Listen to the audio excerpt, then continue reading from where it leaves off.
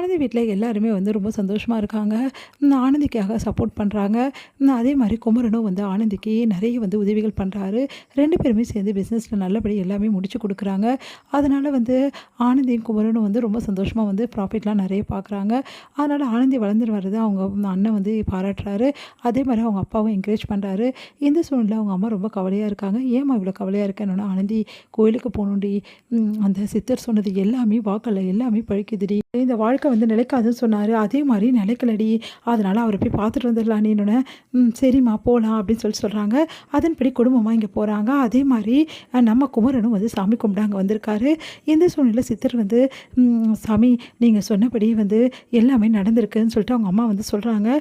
சரிங்க சரிம்மா, இப்போது இந்த பொண்ணோட வாழ்க்கை என்ன ஆகும் தம்பி? என் பொண்ணோட வாழ்க்கையில் மறுபடியும் வந்து ஏதாவது வசந்தம் வீசுமா? என் பொண்ணு நல்லா இருப்பாளா? அப்படின்னோடனே இதுக்கப்புறம் கண்டிப்பாக உங்கள் பொண்ணோட வாழ்க்கையில் பூங்காற்று கண்டிப்பாக வீசும். அவள் நல்லபடி இருப்பா, கவலைப்படாதீங்க. அவளுக்கு 2வது வாழ்க்கை நல்லபடி அமையும் அப்படி சொல்கிறாரு. அது கேட்ட ஆனந்திம்மா என்னம்மா இதெல்லாம் அப்படின்றாங்க. சும்மா இரு ஆனந்தி அப்படின்றாங்க. இங்கே பாருங்கள், நான் இன்னொரு கல்யாணம்லாம் பண்ணிக்கவே மாட்டேன், எனக்கு போதும்னு ஆயிடுச்சு அப்படின்னோடனே, இங்கே பாருமா, கல்யாணன்றது நம்ம கையில் இல்லைம்மா, அது கடவுள்கிட்ட இருக்குது. என்ன அமையுமோ அதுதான் அமையும். நீ வாழ்க்கையில் ரொம்ப கஷ்டப்பட்டுட்ட, இதுக்கப்புறம் உனக்கு கஷ்டம்லாம் இருக்காது, நல்லபடி அமையும், கவலைப்படாதம்மா அப்படி சொல்கிறாங்க. ஆனந்தி அமைதியாயிரு அப்படின்னு சொல்லிட்டு அவங்க அம்மா சொன்னோன்னே, சாமி நிஜமாகவே சொல்கிறீங்களா? ஆமாம்மா, 2வது வாழ்க்கை நல்லபடி அமையும். ஏன் அந்த 2வது வாழ்க்கை அமைகிற வாழ்க்கை கூட இங்கேருந்து கூட உங்களுக்கு அமையலாம் அப்படின்னு சொல்லிட்டு சொன்னோன்னே ஒன்றும் புரியாமல் யோசிக்கிறாங்க.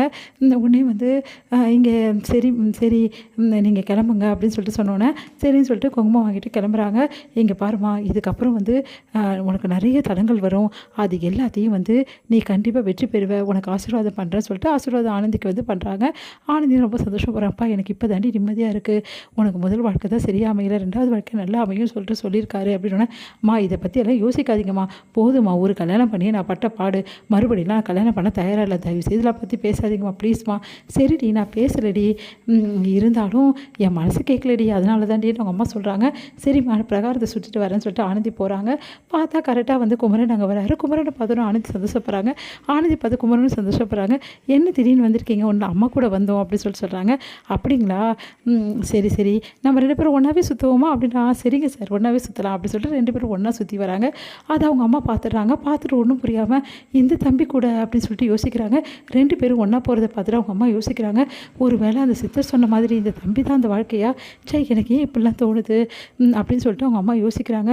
சே நம்ம அப்படிலாம் தோணக்கூடாது, நம்மளுக்கு அவர் மனசில் என்ன இருக்குன்னு நம்மளுக்கு தெரியாமல் பேசக்கூடாது யோசிச்சுட்டே பார்க்குறாங்க. அப்புறம் ஆனந்தி வந்துமா, குமரன் சார்மா அப்படின்னு பார்த்தேன் அப்படின்னா, எப்படி இருக்கீங்க தம்பி? நல்லா இருக்கேன் ஆண்டி அப்படின்றாங்க. வீட்டுக்கு ஒரு நாள் வாங்க. சரிங்க ஆண்டி அப்படின்னு சொல்லிட்டு கிளம்பலாமா ஆனந்தி அப்படின்னாலும், சரிங்க சார் நான் வரேன் அப்படின்னு சொன்னோன்னா ஆனந்தி அப்படியே பார்த்துட்டு சந்தோஷப்படுறாரு குமரன். இங்கே வந்து குமரனை பற்றி ஆனந்தி வந்து ரொம்ப பெருமையாக பேசிகிட்டே வராங்க. இந்த மாதிரிலாம் ஆர்டர் கொடுத்தாரு, இவ்வளோலாம் பார்த்துக்கிறாரு, உண்மையிலே இந்த மாதிரி ஒரு மனுஷன் பார்க்கவே முடியாதுமா அப்படின்னு சொல்லிட்டு நிறைய விஷயங்கள் வந்து ஆனந்தி வந்து குமரனை பற்றி சொல்லிகிட்டே வராங்க. இதெல்லாம் கேட்குறாங்க அம்மா யோசிக்கிறாங்க. உடனே வந்து என்னடி அந்த தம்பியை பற்றி இவ்வளோ தூரம் சொல்கிற, அந்த தம்பி அந்த மாதிரி நல்லவரா அப்படின்னோன்னா, ஆமாம்மா அப்படி சொல்லிட்டு வராங்க.